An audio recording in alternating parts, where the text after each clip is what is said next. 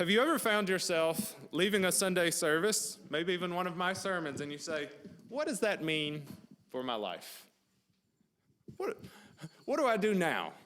And maybe even last night, after our kind of theological framework to think about discipleship and saying that this weekend wants to look at kind of how we create the opportunity for discipleship to happen, maybe you are asking the question, how?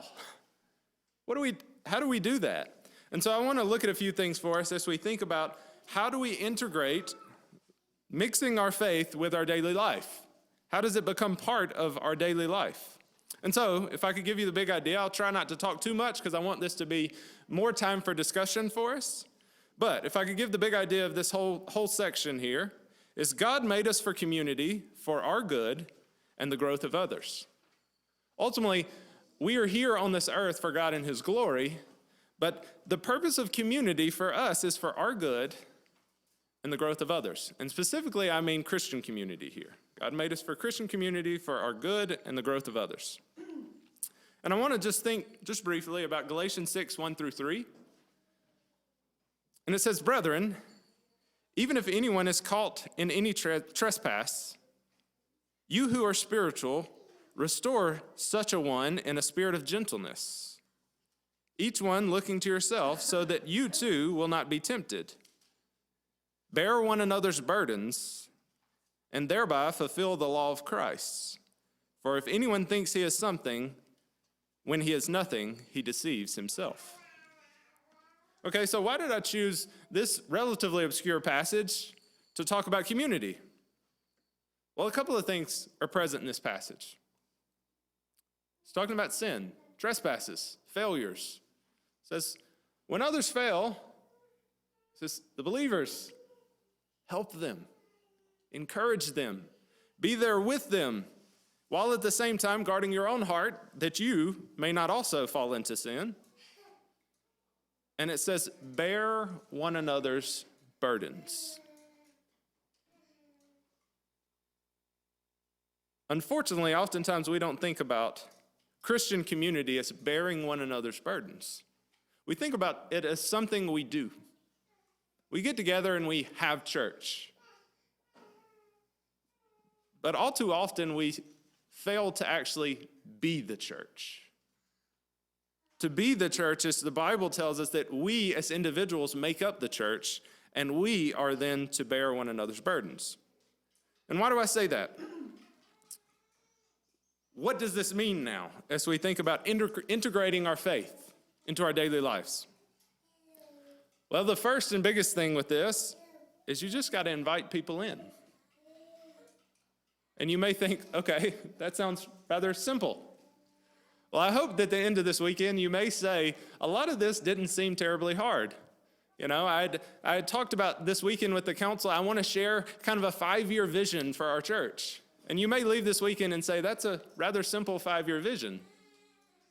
But I hope that we see that if we buy into this, if we take this seriously, that God can use us to do magnificent things in this city and around the world. And so the first thing when we think about integrating our faith into daily lives, we have to invite other people to actually be a part of our lives. And yes, it sounds simple, but in practice, it can be very, very hard. We're busy. We travel. We have families, life. And sometimes it's hard to find time to actually be around Christian community. And I don't just mean believers, I also mean inviting unbelievers in, and that'll be our second session today, of how we invite unbelievers into our lives, to be a part of our lives, to participate in our lives, to see the gospel displayed before them. And so, when we think about inviting others in, a couple of things I want to say. Start small. This isn't me asking you, now quit your jobs and devote your lives completely to the work of our church specifically. No, I'm asking you to continue doing the things you're already doing, but do them with more intentional purpose for the gospel. And so, invite others in, but start small. Maybe just find one person in the church that you, if you're single, that you can connect with, or if you're married, that your family can connect with. And build trust and confidence in one another. Trust and confidence is not something we see oftentimes within the church. Oh, I can't tell people what's really wrong. If I tell people what's really wrong, they'll think less of me. But no, what I want to encourage us to do is to reach a point to where we have the trust and confidence with at least someone else in the church that they can really know us. That when they see us and you say, how are you? And you say, I'm doing okay. And they say, wait, something's wrong. What's going on? That they know you well enough to know what's actually going on in your heart. And so start small, and you can always expand your reach and influence later. You may start spending time with one family, and you may realize, I have time in my schedule to start spending time with another family in our church or another individual in our church. But I want to encourage you to start small because you're not always going to know your own capacity until you start it. Okay? So then from there, you're better off giving focused attention to a few individuals instead of exhausting yourself and trying to overextend yourself to too many people. Okay, so what I'm saying here is don't overreach at the beginning, because it'll only hurt you and the people you're trying to connect with.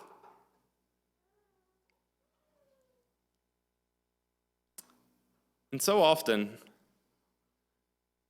the Christian faith, we let it overwhelm us because there's so much to do. There's so many things to connect. There's so many things to learn. There's so much that the Bible calls us to, and we get overwhelmed by life. But instead, I'm actually calling us to something very simple. Invite people into your home.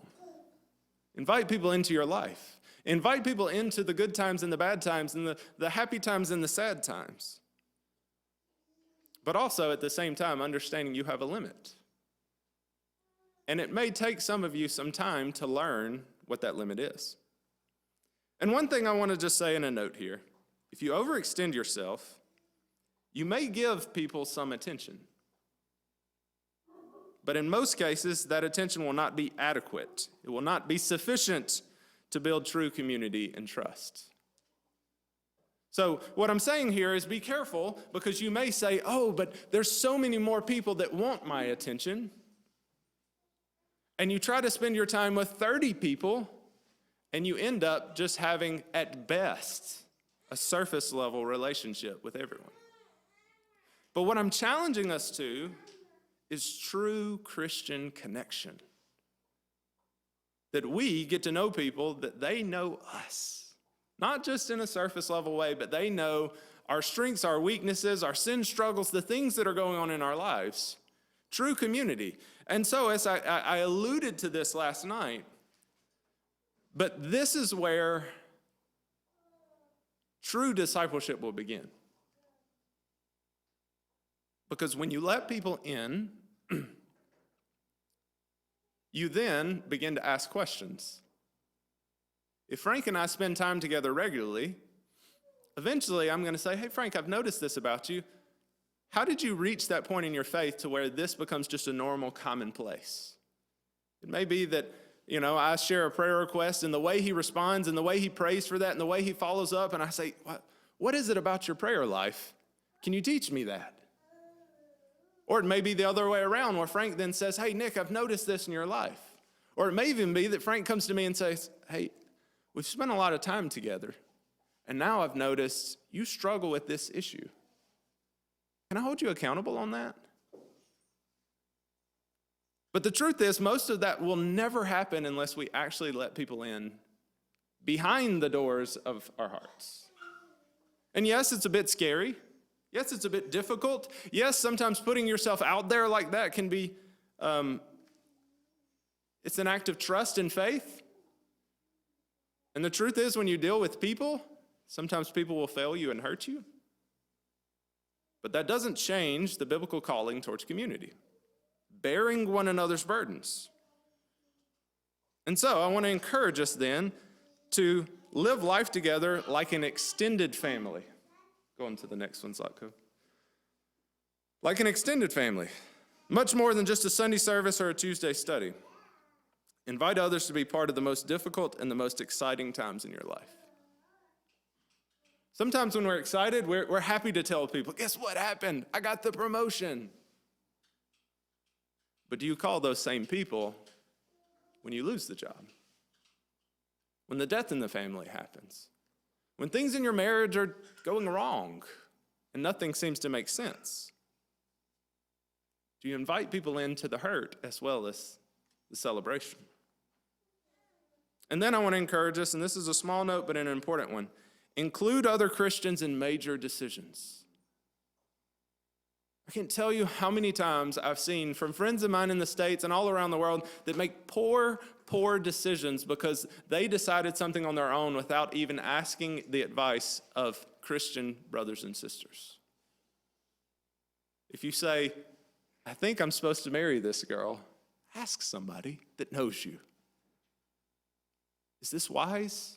That's a major decision. Hey, I think it's time to buy a house.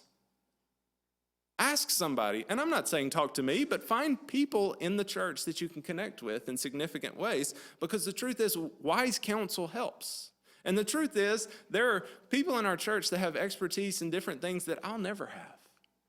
And so learning one another enough to go to them in those ways to seek wise biblical counsel. And so, include Christians in major decisions. I can't tell you how many things it will probably protect you from, of failures that you would step into otherwise. But as you see, this is practical things. Seems like relatively normal things, but nonetheless, it's difficult to put into practice. And then, I say here at the end, this extends beyond just looking to the pastor for guidance. Yes, I'm here for you all. Yes, I will connect with you all. Yes, part of my job is trying to connect with you all throughout the year.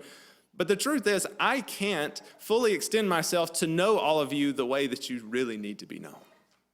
So you need other people to play a part in that. You need other people to participate in that. And so, I have a few questions here. And so what I want to encourage us to do, how many do we have? 2, 4, 6, 8, 10, 12, 14, 16. Okay, so get in groups of 4, and I want us to think about these questions together. This is actually beginning to try to put this into practice, being in community together. And so a couple of questions. So we'll get together and discuss these in small groups. Then we'll meet back together as a large group and discuss kind of what each group talked about. So you may want to entrust someone in your group to be the spokesman for the group when we talk about it. So a couple of questions. What are some of the challenges or fears of putting this into practice? Really letting people into our lives. What excites you most about this? How can we encourage one another to invite people into our lives while also protecting one another from overextending ourselves to the point of exhaustion? So, how do we encourage each other to let people in while also protecting each other from overextending ourselves? And then, this is an important one for us as a church. What additional training or support can our church offer to give you the confidence to attempt to live this way?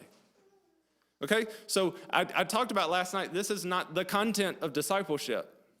This is the vehicle of discipleship as community. So then now we want to be thinking about how can we help train and equip you as a church to help you to live this out as an avenue to disciple one another, to be disciples that make disciples.